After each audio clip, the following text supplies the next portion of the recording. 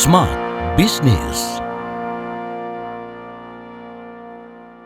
Banyak pengusaha yang mau masuk dalam segmen bisnis premium brand, tapi nggak tahu gimana caranya atau apa aja sih yang dibutuhkan hingga akhirnya mainnya tipis-tipis nih di bawah sektor UMKM, UKM, tapi sulit untuk bisa naik kelas jadi premium brand yang bisa dikenal banyak orang. Di kesempatan kali ini Tasya Rustama akan temani Anda Smart Listeners dalam podcast Smart Business. Kita akan berbincang bersama dengan pebisnis. Beliau adalah co-founder of Dore by Letao dan Pancake Co, Mas Ricky Kono Basamele. Halo Mas Ricky. Halo. Cerita sedikit dong, Dore by Letao dan Pancake Co itu sebenarnya bisnis apa? Karena kita mau tahu lebih detail begitu ya. Mungkin ada smart listeners yang baru kenalan nih. Silakan Mas Ricky. Kalau baru kenalan kayaknya marketing kita kurang. Biar lebih luas lagi nih marketingnya. Iya, kan? oke. Silakan. Salam kenal. Saya Ricky, founder dari Dore dan Pancake Co. Kita itu memulai 2015 dari bisnis kue, terutama fokusnya ke kue ulang tahun sama hampers, seasonal hampers dan cookies dan giftings. Di Dore itu kita sekarang ada 17 cabang seluruh Jakarta, Jabodetabek. Tahun ini semoga bisa buka di luar kota juga. Amin. Dan kita ada online channel dan kita juga ada service ke corporates. Jadi kita perusahaan-perusahaan yang mau directly langsung mau beli hampers dan kue ulang tahun buat klien. Dan juga kita ada Pancake Co. Jadi konsepnya lebih ke happy cafe konsepnya dan fokus ke Japanese fluffy pancake yang jiggly pancake. Itu sekarang ada 7 cabang itu di Jakarta juga. Oke, berarti ini menyasar segmen yang premium tentu saja ya Mas Ricky. Kalau bisa didefinisikan, apa sih definisi premium brand versinya Mas Ricky? Sebenarnya lucunya saya bukan dari awal maksudnya mau membangun premium brand. Karena kebetulan saya dapat partnership dari perusahaan Jepang. Dan harapan mereka tentang produk quality itu sangat-sangat tinggi gitu. Jadi kita mengikut standar kualitasnya mereka, tapi begitu hitungkan harga bahan baku dan lain-lain, ujung-ujungnya kita hitung-hitung, wah ini kalau jual murah nggak bisa nih, jadi harus premium gitu. Okay. Jadi sebenarnya I would say 50% kebetulan, tapi dari settingan harga itu menjadi patokan buat effort kita gitu. Jadi intinya kita harus jualan sebuah produk sekian harga, makanya kita harus menyediakan service lah, toko lah, konsep itu yang harus di atas gitu. Jadi kalau ditanyain premium brand itu apa, tentunya ya harga mungkin di atas dari standar dibandingkan sama mungkin produk yang mirip-mirip harga di atas, tapi bukan cuma harga tapi mungkin dalam bentuk quality, service, offering, lokasi dan lain-lain itu sesuatu yang di atas dan orang mungkin cenderungan orang ada aspiration gitu. Jadi baju juga ada baju yang 10.000 dan 100.000 dan sejuta. Mungkin quality beda tentunya, tapi mungkin ada beberapa orang ada punya aspirasi kepada premium brand, saya mau pakai baju ini, keren nih. Jadi salah satu tantangan atau challenge di premium brand itu kita selalu harus branding, build the brand. Biar orang melihat kita itu berasanya di atas. Seperti gitu. Ini kan challenging ya, karena kalau misalnya kita mau menyasar segmen atas banyak sih gitu di Indonesia, tapi kan segmented banget begitu, dan mereka pasti juga punya pilihan-pilihan lain nih Mas Ricky. Beda kalau misalnya skupnya UKM, UMKM yang masih kecil, menyasar harga-harga bawah begitu kan. Banyak yang mau begitu kan, ibaratnya sekarang ya suka nggak suka perihal harga produk ini masih jadi perhitungan begitu. Nah, gimana Mas Ricky mengantisipasi itu? Karena ini jadi tantangan premium brand kan. Sebenarnya saya berasa semua segmen itu ada tantangan masing-masing gitu. Kalau premium brand itu bagusnya biarin pun, misalkan contohnya saya naikin harga pun masih ada aja orang nggak peduli, itu oke beli gitu. Nah kalau harga yang murah, misalkan jualan di warung gitu, begitu naikin harga 1.000-2.000 rupiah, orang juga kayak ini naik harga ya gitu kan. Jadi saya nggak bilang which segmen lebih gampang lah intinya. Semua Oke. segmen itu ada tantangan masing-masing. Ya tentunya ada challenge masing-masing, ada strategi masing-masing gitu. Mungkin dari pengalaman saya sih, ya saya udah kebiasaan dengan build the brand yang di premium image gitu. Malah kalau saya ditanyakan bangun brand yang harganya terjangkau dan mass market, saya malah bingung juga. Oh, gimana ya caranya gitu. Saya harus belajar juga. Baik, kalau untuk premium brand sendiri, awal membangun, emang harus punya modal yang dirogohnya nih dalam lagi nih gitu Mas Ricky, atau gimana? Modal. Ya mungkin memang challenge-nya gini. Mungkin contohnya saya pada saat awal mulai dari online tentunya karena paling murah. Tapi begitu mikir premium tentunya harus ada offline. Yes. Karena offline itu orang lebih kayak wah ada tempat gitu kan. Nah bikin toko aja kita harus mikir gimana itu orang lihatnya bagus gitu. Yes. Contohnya mejanya marmer lah, apalah. Gak artinya selalu harus mahal, tapi mungkin harus ada standar yang lumayan tinggi. Nah di situ memang in my opinion kalau main di segmen tertentu harus ada spending, harus ada modal juga. Kalau itu kita hemat, apa yang terjadi orang juga tidak melihat brand tersebut premium jadinya. Itunya challenge. Tapi menurut saya premium juga ada levelnya, premium different level ya. Ada premiumnya super mahal, ada juga medium premium juga gitu. Nah jadi itu menurut saya sih tergantung.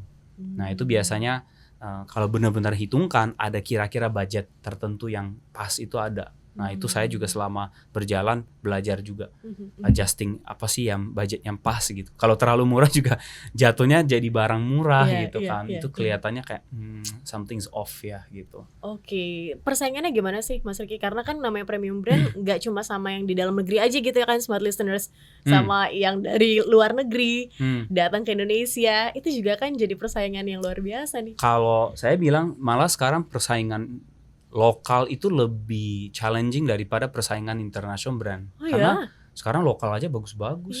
Saya 10 tahun yang lalu mulai bisnis ini, mungkin saya salah satu, bukan pioneer, tapi salah satu brand yang gak banyak lah pokoknya, saingannya gak banyak gitu kan. Yang international brand, lokal brand tapi nuansa atau imajinasi internasional gitu. Banyak orang mikir Dore itu international brand gitu kan, padahal kita bikin lokal. Ya memang ada kerja sama international brand, tapi kita membangun dari Jakarta. Tapi sekarang itu banyak banget premium brand, apalagi dari perumahan kayak bikin kayak home industry, tapi kualitasnya bagus, packagingnya bagus, secara produk itu bagus sekali itu sebenarnya banyak.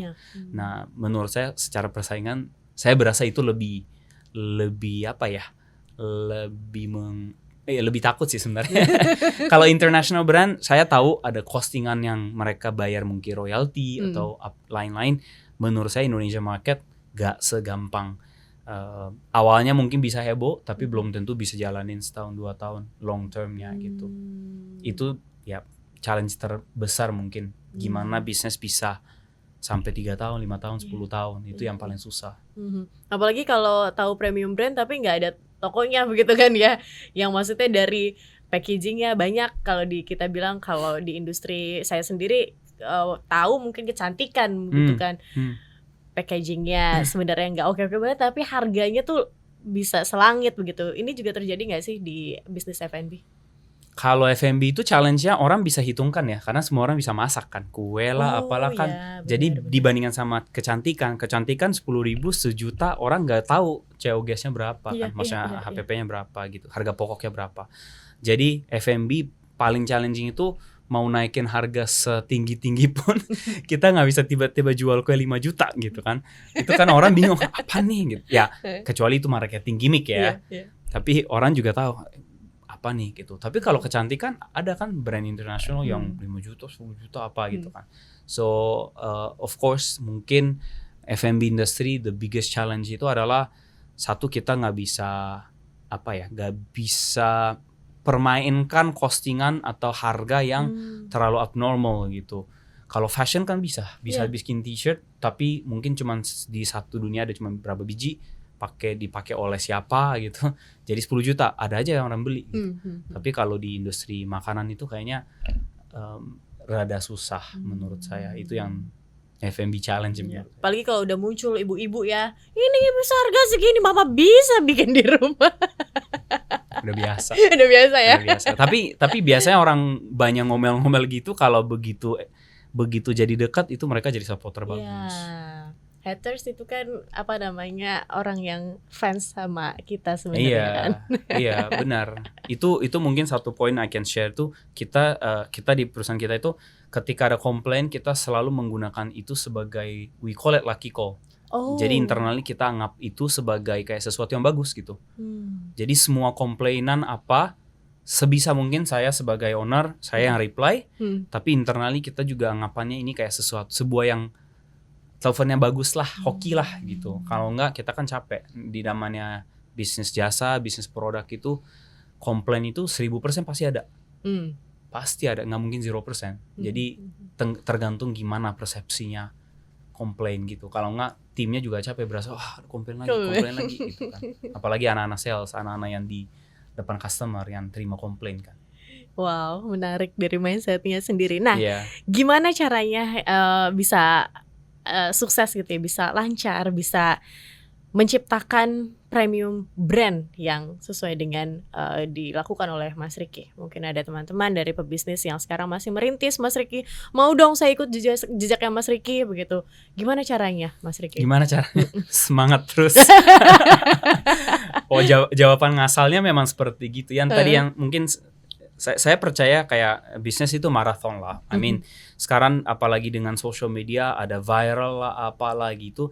Tapi kenyataannya banyak bisnis yang awalnya rame tapi jatuh juga banyak gitu kan. Dan ya tentunya kalau bisnis trading mungkin oke, sekali cuan udah cabut gitu kan. Tapi kalau di bisnis, kalau saya percaya branding itu kan kayak cap kan. Cap ini kan harapannya bisa lanjut 10 tahun, 20 tahun sampai ribuan tahun gitu. Jadi harapan saya ini selalu harus mikirkan long term, gimana brand tersebut bisa jalanin terus. Nah itu effortnya memang banyak hal, kayak dari service lah, produk lah, apalah semua sisi. Dan sampai sekarang sejujurnya kalau ngomong lancar nggak juga, banyak tantangan, tapi mungkin lama-lama jadi biasa. Tantangan itu sebuah kayak ya kebiasaan dari bisnis gitu. Kayak pesawat lah, ada turbulence gitu, kayak goyang-goyang itu selalu ada gitu. Harus mindsetnya dilatih seperti gitu, karena begitu kalau semuanya lancar biasanya kita jadi malas, kalau malas jadi kondisi bisnis pasti jadi jelek, karena kita juga berasa udah nggak usah apa-apa kan. Dan sekarang memang secara marketing kita harus inovasi terus, jauh lebih cepat dibandingkan sama zaman dulu. Dan mungkin saya hokinya 10 tahun yang lalu pada saat saya mulai, saingannya nggak banyak, social media juga nggak sekencang kayak zaman kayak sekarang. Jadi saya masih ada waktu bisa jalan kaki dulu, lihat dulu, belajar dulu, itu masih ada waktu. Kalau sekarang kayaknya udah harus siap lari dari awal gitu. Kalau nggak, kecuali mau small scale ya, kalau mau di rumahan gitu. Itu sih. Jadi mungkin kalau ditanyakan caranya gimana, nggak ada cara pintar sebenarnya, tapi harus selalu belajar, apply in the business, coba sampai jadi gitu. Dan saya juga masih di tahap itu sebenarnya, selalu work in progress gitu. Yang penting kita tetap berjalan ya, ada pergerakan begitu kan ya, Mas Ricky. Thank you untuk insight-nya. Dan smart listeners, itu dia tadi Mas Ricky. Anda bisa dengarkan episode-episode lainnya untuk menambah insight dan juga wawasan Anda. Namun kita harus akhiri episode ini bersama dengan Mas Ricky Konobasamele, co-founder of Dore by Letao dan Pancake & Co. Kita pamit. Akhir kata saya Tasya Rustama dan Mas Ricky. Sampai jumpa. Smart Business. Lead you better.